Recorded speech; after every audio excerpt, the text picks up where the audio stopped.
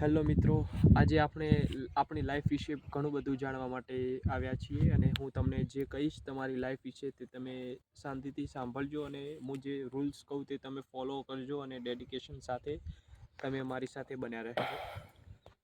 તમે જાણ્યું હશે કે કેટલીક વ્યક્તિઓ તમારા જોડે હોય છે પણ છતાં તેમને લાગણીઓ નથી અનુભૂતિ થતી અને જ્યારે જે વ્યક્તિ ના હોય ને આપણી સાથે ત્યારે જે વસ્તુની આપણને કદર સમજાય છે.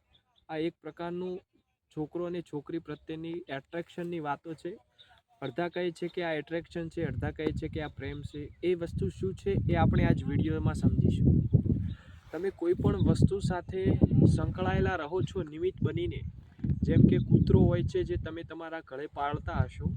જો તમે એ કૂતરો વર્ષો સુધી પાળો છો અને જો તેનું દેહાંત થઈ જાય છે તો પછીથી તે કૂતરાની તમને બહુ જ યાદ આવે છે. એવી જ રીતે આ એક પ્રોસેસ છે. જે વ્યક્તિ તમને હરરોજ જોવા મળે છે અને તમે તે લાગણીને અનુભૂતિ કરી શકો છો, એ તમારું એટ્રેક્શન થાય છે અને તેની લાગણીઓ તમારા દિલ સુધી બંધાઈ જાય છે અને જે છૂટતી નથી.